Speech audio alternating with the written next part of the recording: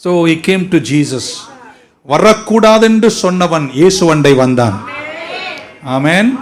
யாருக்கிட்டையும் வரக்கூடாதென்று சொன்ன குஷ்டரோகி வெளியே வந்து இயேசுவை சந்திக்க மலைப்பிரசங்கம் முடியும் போது மலை அடிவாரத்தில் வந்து நின்றிருக்கிறான். ஆமென்.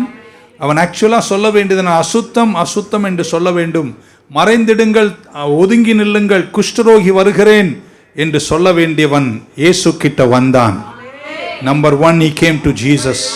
2, அவன் என்ன செய்தான்? பைபிள் சொல்லுகிறது, அவன் தேவனை பணிந்து கொண்டான். he worshipped Jesus. உங்களுக்கு தெரியும், இப்படிப்பட்டவர்கள் தேவனை என்ன செய்யக்கூடாது?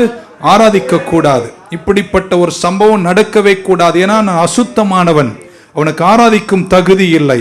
நீங்க நிறைய பேர் உங்க வாழ்க்கையில ஏதாவது விதத்தில் உங்களை பல விதத்தில் மட்டுப்படுத்தும் போது அவைகளை தாண்டி நீங்கள் கர்த்தரை தேட வேண்டும்.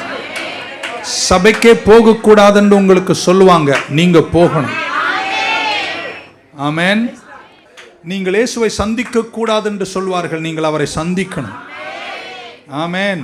இந்த இடத்திற்கு போகக்கூடாது என்று சொல்வார்கள், நீங்க போகணும்.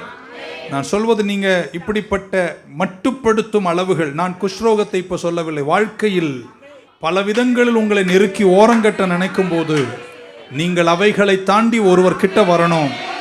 அவர் கிட்ட வந்தீங்கன்னா கண்டிப்பாக அவர் அண்டை வருகிறவர்கள் வந்த வண்ணமாய் போன வரலாறு கிடையாது. So he comes to Jesus. ஆமென்.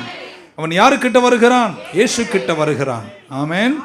அவன் வேறு யாருக்கிட்டே போயிருந்தான், அன்னைக்கு அடிச்சிருப்பாங்க, துரத்திருப்பாங்க, திட்டியிருப்பாங்க, கேவலப்படுத்தி இருப்பார்கள். அவன் 1 இயேசு கிட்ட வந்தான், 2 இயேசுவை ஆராதித்தான்.